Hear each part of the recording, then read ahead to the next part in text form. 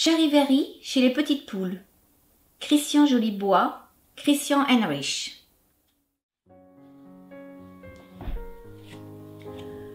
Pour rien au monde, Carmelito et ses copains n'auraient manqué l'ouverture de la pêche.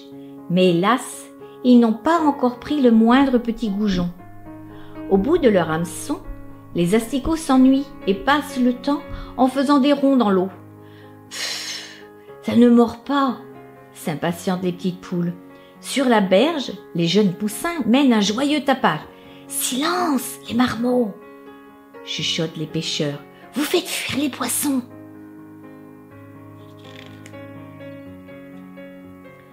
« J'ai une touche !» s'exclame soudain Coq en pâte. « C'est un gros !» Sous le regard envieux de ses amis, Coq en pâte remonte fièrement sa prise. Ce n'est ni un saumon ni un brochet, mais un vieux sac de toile. « C'est à moi, écartez-vous !» ordonne Coq en pâte. À peine a-t-il dénoué la ficelle qu'il pousse un cri d'effroi. « Sauf qui peut, un chat noir ! Un chat porte malheur !»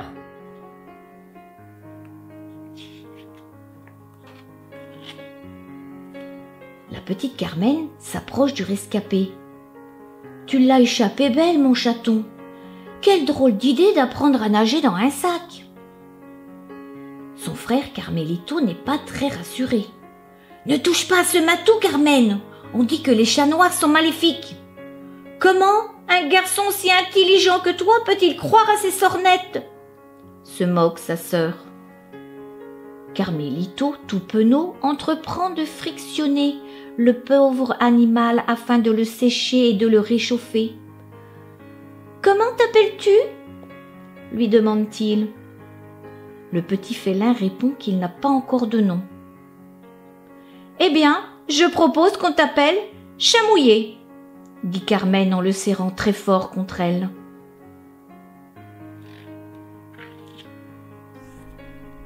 Le chaton noir leur raconte qu'il est venu au monde au moulin des 4 vents. Tous mes frères et sœurs avaient le pelage tigré, sauf moi. Je ronronnais de plaisir lorsque maman chantonnait à mon oreille. « Qui est ce chat, ce pacha, ce beau prince que voici ? C'est mon petit chat dans sa belle chemise de suie. » Mais ce matin, le meunier m'a découvert et sauvagement arraché à ma mère. « Fils du diable, je vais te tuer avant que tu n'apportes le malheur dans ma maison. » Puis il m'a ficelé dans un sac et jeté à la rivière.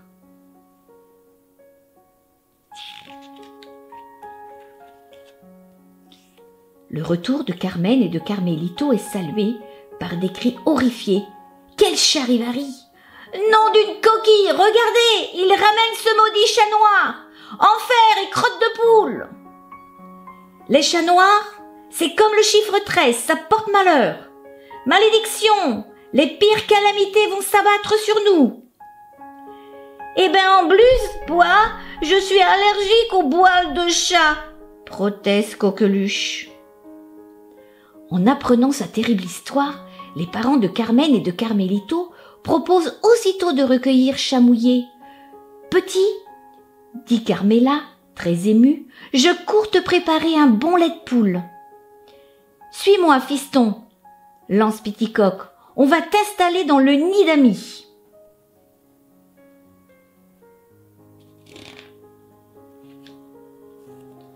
Minuit, alors que les poules dorment comme des marmottes, les 3 amis ne sont toujours pas couchés. « On peut garder la lumière allumée ?» demande le petit chat. « Pourquoi? T'as peur du noir ?» s'esclave Carmen. « Non, mais les rats et les souris, ça me donne la pétoche. D'ailleurs, j'en flaire un qui n'est pas très loin d'ici. » Carmen le rassure. « Crois-moi, petit chat mouillé, un jour tu deviendras le plus redouté, le plus respecté des chats. Un jour tu seras un grand seigneur. »« C'est pas bientôt fini ce boucan là-haut? On veut dormir !» Boum, boum.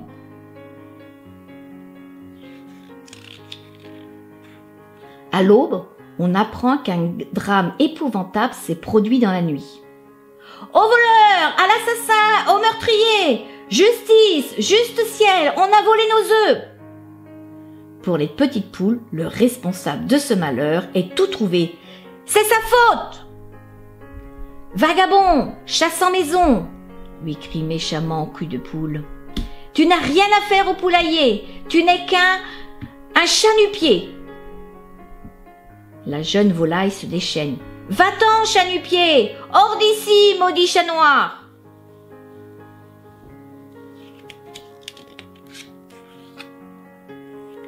Décidément, vous n'avez pas grand-chose sous la crête, s'indigne Carmen.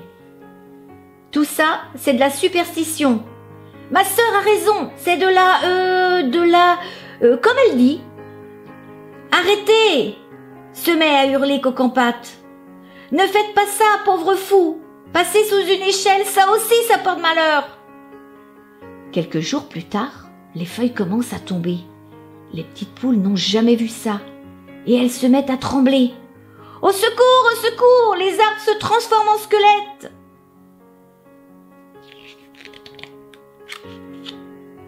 Une fois encore, le petit chat noir est désigné comme coupable. Les œufs de nos mamans qui disparaissent et maintenant les arbres qui meurent. Ce sale matou est la cause de tout. Chat-nu-pied doit quitter le poulailler. Du calme, intervient Pedro le cormoran.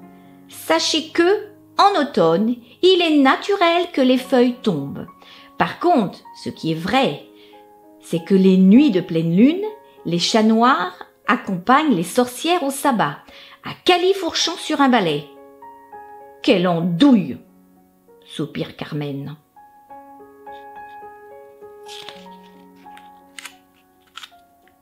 Durant les semaines qui suivent, Carmen et Carmelito aident le minou à vaincre sa peur des rats et des souris, bref, à devenir un vrai chat.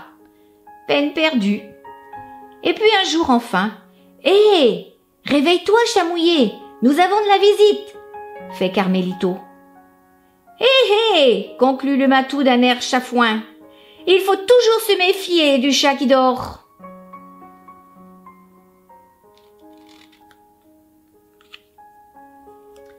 Un mois a passé, le petit chat noir a grandi, au point d'être maintenant à l'étroit dans le petit nid d'amis. Ce matin-là, en ouvrant la porte, une surprise attend les petites poules. La basse-cour a disparu sous une étrange couche de sucre glace.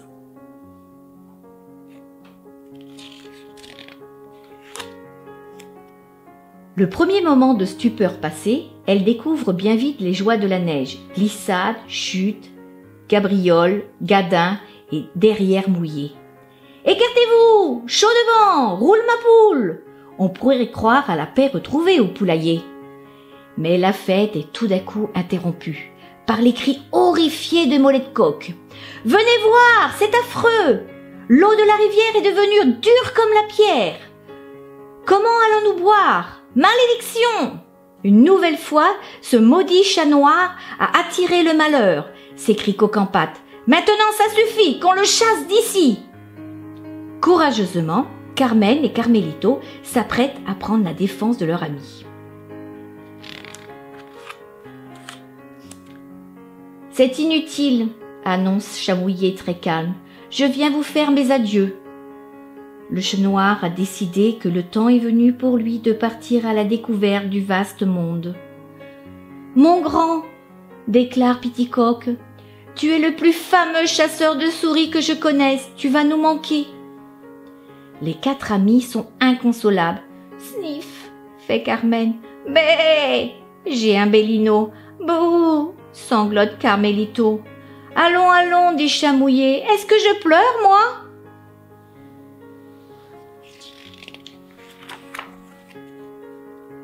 Coq-en-Pâte et les autres petites poules ont du mal à dissimuler leur joie. « Au plaisir de ne jamais te revoir, chat-nu-pied !» Bon débarras, et maintenant que ce porte-malheur est enfin parti, retournons nous amuser.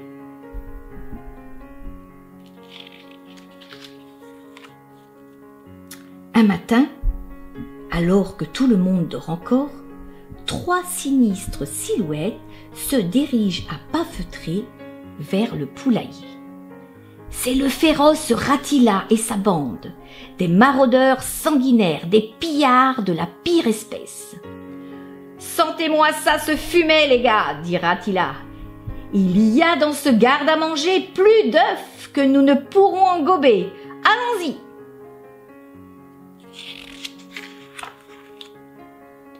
Personne ne bouge, c'est un hold-up.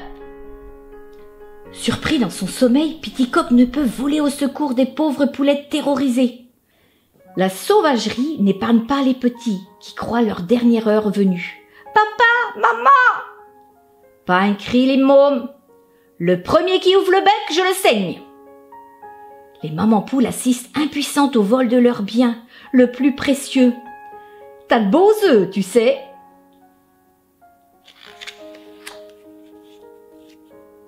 Mais voilà que la porte du poulailler s'ouvre à nouveau avec fracas. Blanc! Chamouillé! S'écrient en chœur Carmen et Carmelito. Les 3 brutes se précipitent vers lui, toutes dents dehors.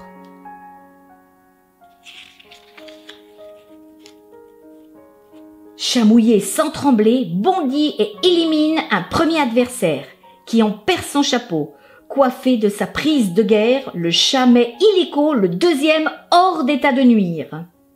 « Ah, je suis fait comme un rat !»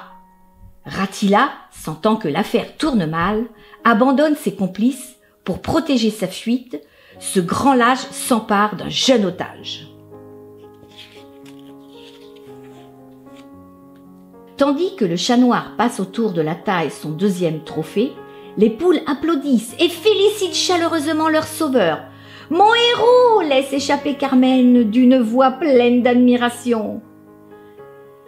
Ils sont interrompus par Ucocotte, blanche comme un linge. « Au secours, venez vite! Rattila a enlevé notre copain Coq-en-pâte !» N'écoutant que son courage, Chamouillé s'élance aussitôt à la poursuite de criminels. « Prête-moi ta plume, mon petit Pedro !»« Ouille !»